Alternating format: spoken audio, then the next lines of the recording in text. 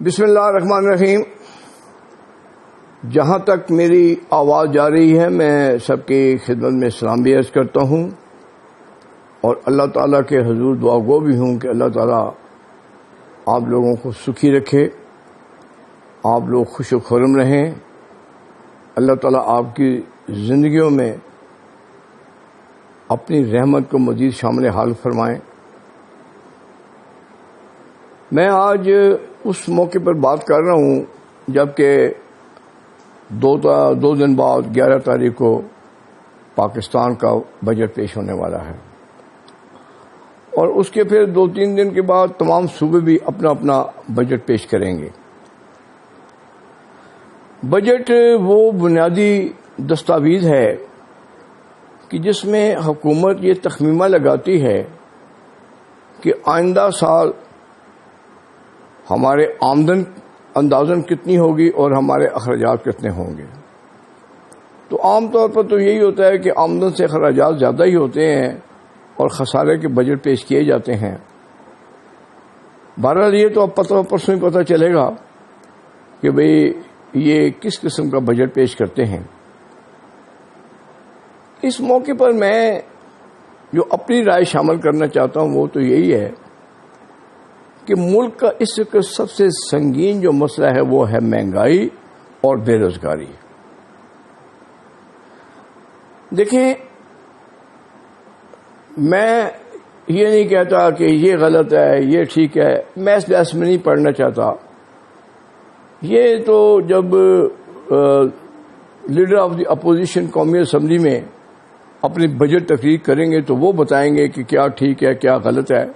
صحیح اعداد و شمار تو وہی بتا سکتے ہیں کیونکہ وہ قومی اسمبلی کے خود ممبر بھی ہیں اور لیڈر آف دی اپوزیشن بھی ہیں. لیکن جو میں عام فہم حالات دیکھ رہا ہوں، لوگوں سے ملنا جلنا، کچھ ٹی وی ٹاکس میں باتیں سننا، اس کے مطابق تو یہی ہے کہ اس وقت عام آدمی کی زندگی بہت ہی پریشان کن ہو چکی ہے. اب دیکھیں، میں یہ نہیں کہتا کہ آپ یہاں پر نہر کے چشمے بہا دیں، دودھ کے چشمے بہا دیں، لیکن اتنا ضرور کریں کہ اس وقت جو بنیادی ضروریات ہیں جس میں سب سے بنیادی ضرورت تو 2 وقت کی روٹی ہے. اب دیکھیں، اس وقت آٹا 80 روپے کلو پہ بک رہا ہے. جو انسان کی ایک بنیادی ضرورت ہے، امیر ہو غریب ہو فقیر ہو، 2 وقت کی روٹی تو سب نے کھانی ہے. جب تندور پر وہی روٹی 12 روپے کی ملتی ہو اور جب چینی جو ہے وہ 110 روپے یا 115 روپے کلو پہ بکتی ہو، جب دالیں مہنگی ہوں، جب گوشت مہنگا ہو، جب سبزیاں مہنگی ہوں، جب گھی مہنگا ہو، تو پھر آپ خود ہی اندازہ کیجئے کہ ایک عام آدمی جو 20 سے لے کے 50,000 روپے مہینے تک کماتا ہے. میں تو دعوت دیتا ہوں تمام حکومتی وزراء اکرام کو کہ وہ ٹیلی ویژن پر آ کر ان کا بجٹ بنا کے دکھا دیں کہ واقعی یہ 20 سے لے کے 50,000 تک لوگ جو کمانے والے ہیں یہ دال روٹی کھا سکتے ہیں. اب دیکھیں، معیشت میں، ملکی معیشت میں ہر چیز ایک دوسرے سے جڑی ہوتی ہے. جب ڈیزل مہنگا ہو گیا، اب دیکھیں، گندم کی فصل کو لے لیں، سب سے پہلے کاشت کرتے وقت ٹریکٹر کی وہاں ضرورت پڑتی ہے. جب اس کو ڈیزل مہنگا ملے گا، اس کو موبلائل مہنگا ملے گا، تو وہ کاشتکار سے زیادہ پیسے وصول کرے گا. اس کے بعد کھاد کی ضرورت ہے. جب کھاد کی بوری جو ہے وہ 1,000-2,000 روپے مہنگی ہو جائے گی، جب اس کا بیج مہنگا ہوگا تو پھر آپ خود اندازہ کیجئے کہ وہ 35 سے 40 روپے کلو پہ آٹا کیسے بکے گا. اس لیے حکومت کو چاہیے، یہ اس موقع پر میں کہہ رہا ہوں کہ جب بجٹ بننے والا ہے، یقیناً بڑے ایکسپرٹ بھی وہاں پر موجود ہوں گے، لیکن کچھ تجربہ میرا بھی ہے، آپ ان بنیادی مسائل کی طرف دھیان دیں. ڈیزل مہنگا ہوگا ٹرانسپورٹ مہنگی ہوگی، پیٹرول مہنگا ہوگا، ٹرانسپورٹ مہنگی ہوگی، بجلی مہنگی ہوگی، کارخانے نہیں چل سکیں گے. تو اس لیے اب آپ دیکھیں کہ گھی کا وہ ڈبہ جو 135 روپے کا تھا وہ 300 روپے کا پیکٹ ہو گیا ہے، جو 640 روپے کا ڈبہ تھا وہ 1500 روپے کا ہو گیا ہے. اس میں کوئی شک والی بات نہیں کہ جو وزراء اکرام بھی آتے ہیں وہ صرف ہر ملبہ اٹھا کے یہ پچھلی حکومت نے کیا تھا. میں نے آج سے 4 دن پہلے سلیم صافی صاحب کا ایک پروگرام سنا جس میں انہوں نے یہ کہا کہ اس وقت حکومت اپنا بجٹ بنانے میں مصروف ہے اسلام آباد میں، اور اپوزیشن جو ہے وہ اس سے منفی نکات نکال کر اپنا بجٹ دینے کی تیاری کر رہی ہے. انہوں نے کہا کہ میں آپ کو قوم کی جو اس وقت آواز ہے وہ میں آپ کو سنانا چاہتا ہوں. تو سب سے پہلے ان کا نمائندہ گوادر گیا، وہاں کسانوں سے ملے، مزدوروں سے ملے، دکانداروں سے ملے. سب کی ایک ہی آواز تھی کہ اس مہنگائی کے دور میں 2 وقت کی روٹی مشکل ہو چکی ہے. گوادر کے بعد وہ بلوچستان کے خوشدار میں چلے گئے، خوشدار سے پھر وہ آزاد کشمیر چلے گئے، اس کے بعد وہ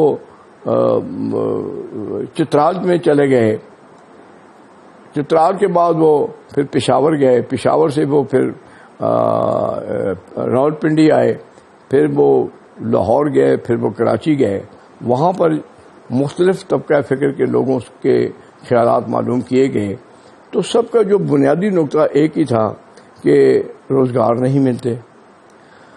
اب دیکھیں حکومت یہ کہتی ہے کہ بھئی کنسٹرکشن پہ ہم بڑا زور دے رہے ہیں. ایک اچھی بات ہے، اس ملک کے لیے کوئی ہو جو بہتر قدم اٹھائے گا ہم اسے اپریشیٹ کریں گے، کیونکہ بنیادی بات تو یہ ملک اور قوم ہے نا، اقتدار آنی جانی چیز ہے.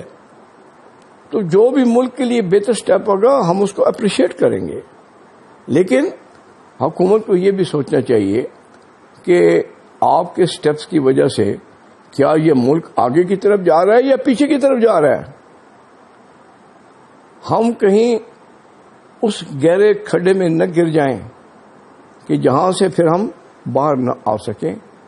اس لیے حکومت کو بڑے ٹھنڈے دل سے یہ سوچنا چاہیے کہ چلیں جی، اس میں کوئی شک والی بات نہیں کہ نواز شریف صاحب کی اور شہباز صاحب کی حکومت اس پاکستان کے لیے ایک بہترین حکومتیں تھیں، وہ جس میں ملک نے ترقی کی، جس میں ملک کے اندر موٹر ویز کے جال بچھائے گئے، جس میں دیہاتوں کے اندر پکی سڑکیں بنائی گئیں، جس میں اسپتالوں کی حالت کو بہتر کیا گیا. مجھے یاد ہے ہمارا اپنا ڈسٹرکٹ اسپتال اٹک جو ہے یہ ایک مثالی ہاسپٹل بن گیا تھا. ہزاروں کا ہاسپٹل ایک مثالی بن گیا تھا. دوائیاں لوگوں کو مفت ملتی تھیں. لیبارٹری میں جاتے تھے تو ٹیسٹ فری ہوتے تھے. آج وہی لیبارٹری میں جب وہ باہر سے ٹیسٹ کراتے ہیں تو 3-4 ہزار روپے لگتا ہے. آج میڈیسن نہیں ہے. اور مجھے چونکہ دیکھیں نا، میں بھی اس ملک کا ایک شہری ہوں. سارا دن لوگوں سے ہم ملتے جلتے ہیں، لوگوں کی شادیوں میں جاتے ہیں، ہم گاؤں پہ جاتے ہیں، تو لوگ اپنے خیالات کا اظہار تو کرتے ہیں. آپ کے کسی کے خیالات پر یا کسی کی زبان پر تو جو ہے نا پیرے نہیں بٹھائے جا سکتے نا. اور صحیح بات تو سب نے کہنی ہوتی ہے. تو اس لیے اب دیکھیں جو دوائی 100 کی تھی وہ 500 کی ہوئی. یہ تو آپ کے کنٹرول میں ہے نا. آپ لائسنس دیں گے، آپ قیمت بڑھانے کی حکومت اجازت دے گی تو دوائیوں کے ریٹ بڑھ سکتے ہیں. حکومت اجازت نہ دے تو 1 روپیہ بھی ریٹ نہیں بڑھا سکتے. اس کو تو کم کیا جا سکتا ہے. ڈیزل کے ریٹ کو تو کم کیا جا سکتا ہے نا. پیٹرول کے ریٹ کو تو کم کیا جا سکتا ہے نا. پھر آپ دیکھیں کہ یہ جو کھانے پینے کی اشیاء ہیں، دالیں ہیں، جو بنیادی اشیاء ہیں، سبزیاں ہیں، گوشت ہے. اب دیکھیں مجھے چند دن پہلے کی بات ہے کہ وہ ایک شخص 4 کلو گوشت گھر میں لایا تو میرے ذہن میں تو وہی 700 روپے کلو تھا. تو میں نے جب 3000 دیا تو اس نے کہا جی 5000 دیں, اب 1300 روپے کلو ہو چکا ہے. تو کہنے کا مقصد یہ ہے کہ یہ ایک عام آدمی کی زندگی بہت مشکل ہو چکی ہے. سارا دن بیچارے چوک میں مزدور بیٹھے رہتے ہیں. کسی چوک میں چلے جائیں, اٹک کے چوک میں چلے جائیں, آپ راجہ بازار کے چوک میں چلے جائیں, لاہور کے کسی چوک میں چلے جائیں, پشاور کے کسی چوک میں چلے جائیں, کراچی میں چلے جائیں. اب دیکھیں نا, ایک آدمی جو گھر سے نکلتا ہے ایک کپ چائے پی کر اور آ کے چوک میں بیٹھتا ہے کہ مجھے دن کو مزدوری ملے گی تو میں شام کو اپنے بچوں کا پیٹ پالنے کے لیے کچھ لے کر جاؤں گا. جب وہ بیچارہ سارا دن وہاں بیٹھا رہے اور اس کو مزدوری نہ ملے, اور مزدوری بھی کیا ہے 600-700 روپے دن ملتا ہے, تو بہت مشکل حالات ہیں. باقی دیکھیں آپ جو ہے وہ آپ نے بے نظیر انکم پروگرام کا نام تبدیل کر دیا. یہ آپ کو نہیں کرنا چاہیے تھا, اس لیے کہ یہ ایک اچھا پروگرام ہے. انہوں نے شروع کیا, مجھے یاد ہے کہ جس وقت یہ پروگرام انہوں نے شروع کیا تو جب نواز شریف صاحب کی حکومت بنی تو کیبنٹ میٹنگ میں اس کو ڈسکس کیا گیا. تو نواز شریف صاحب نے کہا کہ اس کو خالی کنٹینیو نہیں کرنا بلکہ یہ بے نظیر انکم پروگرام کے نام سے چلتا رہنا چاہیے, کیونکہ اگر ایک اچھا انہوں نے کام کیا ہے تو ہم اس کو کیوں ڈسکریڈٹ کر دیں. تو مہربانی کریں وہ بے نظیر انکم پروگرام کا نام وہی بے نظیر انکم پروگرام ہی رکھیں. صحت کارڈ کا اجرا قائد محترم نواز شریف صاحب نے کیا تھا, اچھی بات ہے, آپ اس کو آگے پھیلا رہے ہیں. اس طریقے سے نوجوانوں کی قرضوں کی اسکیم کا اجرا بھی نواز شریف صاحب نے کیا تھا. شہباز شریف صاحب نے پنجاب کے اندر اسکولوں کی حالت کو بہتر کر دیا. یہ جو RIC Rawalpindi institute of cardiology ہے, اس قسم کے جو ہاسپٹل ہیں ان میں بہترین اور مفت علاج لوگوں کو ملتے تھے. تو کہنے کا مقصد یہ ہے کہ اگر انہوں نے کوئی اچھے کام کیے ہیں تو میں سمجھتا ہوں کہ ان کو اپریشیٹ کرنا چاہیے. انہوں نے اگر کوئی بہتری کا راستہ ایک دکھایا ہے تو اس پر ہمیں چلنا چاہیے, بجائے اس کے کہ یہ ہم کہیں جی کہ چونکہ یہ نواز شریف صاحب نے کیا تھا, یہ شہباز شریف صاحب نے کیا تھا, ہم اس کو پسند نہیں کریں گے. یہ بات نہیں ہے. آپ ہر وہ اچھا کام جو انہوں نے کیا ہے وہ سامنے لائیں اور اس کی تقلید کرنے کی کوشش کی جائے. سیاست میں ذاتی دشمنیاں نہیں ہوتی, یہ صرف ایک اختلاف رائے ہوتا ہے. وہ تو پارٹیوں کے اندر بھی ہوتا ہے, وہ تو گھر کے اندر بھی ہوتا ہے, بھائی بھائی کے درمیان بھی ہوتا ہے, باپ بیٹے کے درمیان بھی. اختلاف رائے رکھنا تو کوئی بری بات نہیں ہے نا, وہ تو آپ کا بنیادی حق ہے.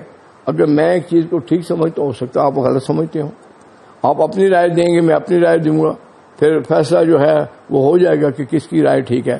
تو کہنے کا مقصد یہ ہے کہ اس وقت جو سب سے زیادہ دھیان دینے کی ضرورت ہے وہ ہے ملک کے معاشی صورتحال. آپ ضرور, ہمیں خوشی ہے کہ ملک جو ہے وہ بہتر انداز میں چلے. ہمیں خوشی ہے ملک میں جو اس وقت ہمارے اوپر جو خطرات منڈا رہے ہیں, جو امریکہ اپنی فورسز نکال رہا ہے افغانستان کے اندر, اس کے لیے بھی ہمارے بڑے مسائل پیدا ہوں گے. اور جب بیرونی یا اندرونی مسائل پیدا ہوں تو مہنگائیاں مزید بڑھتی ہیں. تو اس لیے میں سمجھتا ہوں کہ حکومت کو چاہیے کہ اب 3-3.25 سال بڑی چیز ہوتی ہے, 2.25 سال یا 2 سال کا ٹائم رہ گیا ہے. تو میں سمجھتا ہوں کہ اب کو بھی حکومت کو افہام و تفہیم کا راستہ اپنانا چاہیے, اور لیڈر آف دی اپوزیشن جو کہ اس وقت ایک لیڈ کر رہے ہیں پوری اپوزیشن کو, ان کی رائے کو اہمیت دیں. ان کی رائے جو ہے اس سے کچھ چیزیں سیکھنے کی کوشش کی جائیں, اور کوشش یہ کی جائے کہ غریب بیچارہ اس عذاب سے باہر نکلے کس طریقے سے. آپ یقین کریں کہ بعض لوگوں کی باتیں سن کر, ان کے حالات دیکھ کر رونا آتا ہے انسان کو کہ لوگ بیچارے کس مشکل سے زندگیاں گزار رہے ہیں. یہ جو بجلی کے بل لوگوں کے گھروں میں آ رہتے ہیں, یہ تو آپ کے کنٹرول میں ہے نا. آپ بجلی کے بل تو کم کر سکتے ہیں, آپ گیس کے بل تو کم کر سکتے ہیں, یہ تو آپ کے کنٹرول میں ہے نا. آپ میڈیسن کے ریٹ کم کر سکتے ہیں, وہ تو آپ کے کنٹرول میں ہے نا. تو اس لیے جو بنیادی مسائل ہیں ان کی طرف پوری توجہ ہونی چاہیے، اور آئندہ آنے والے بجٹ میں سرکاری ملازموں کی تنخواہ میں تو کہتا ہوں کم از کم 50% بنائیں، کیونکہ اس تنخواہ میں لوگوں کا گزارا نہیں ہوتا، بہت مشکل ہے. کیونکہ میں خود ایک متوسط طبقے کا آدمی ہوں، میں جانتا ہوں کہ گھر کے اخراجات چلانے کے لیے ہمیں کتنی مشکلات درپیش آتی ہیں. اور میں سمجھتا ہوں کہ ہمارے قائد نواز شریف صاحب نے اور شہباز شریف صاحب نے اور ایک صحیح سمت دی، اس ملک کو ترقی کا راستہ دکھایا اور یہ ثابت کر دیا کہ وہ پاکستان کی قیادت کرنے کے اہل ہیں. اور یہ ان کی ہماری بھی خوش قسمتی ہے اس ملک اور قوم کی کہ ان کی قیادت میں اب مریم نواز صاحبہ بھی اور اس میں حمزہ شہباز صاحب بھی شامل ہو چکے ہیں. ٹھیک ہے، پارٹی کے اندر اختلاف رائے ہوتا ہے، لیکن میں یہ بات دو ٹوک الفاظ میں بتا دوں کہ نہ نون میں سے شین نکلے گی اور نہ شین میں سے نون نکلے گی. کیونکہ میں نے اپنی سیاسی زندگی کا آغاز اس دن کیا تھا جس دن نواز شریف صاحب نے ماڈل ٹاؤن میں سیاسی زندگی کا آغاز کیا تھا. اور میں شاید سمجھتا ہوں کہ اب ہم پارٹی کے اندر زیادہ سے زیادہ 2-3 آدمی ہوں گے جو پہلے دن کے سفر میں شامل ہوئے تھے اور آج تک اس سفر میں شامل ہیں.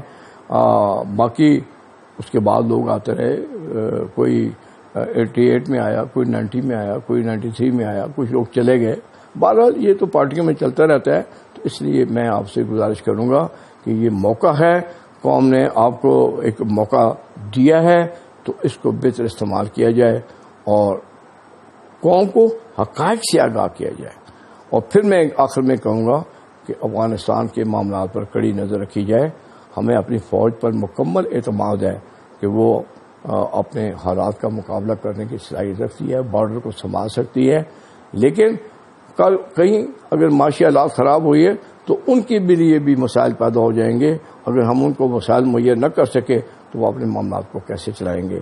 تو میری آخر میں دعا ہے کہ اللہ تعالیٰ اس ملک کو قائم دائم رکھے اور ہمارے قائدین نواز شریف صاحب، شہباز شریف صاحب، مریم صاحبہ اور حمزہ شہباز کو بہت لمبی زندگی دے، صحت دے، تاکہ یہ پاکستان کو ایک صحیح پاکستان بنانے کا جو خواب کا اجازت نے دیکھا ہے، انشاءاللہ یہی خاندان اس کو پورا کرے گا. بہت بہت شکریہ.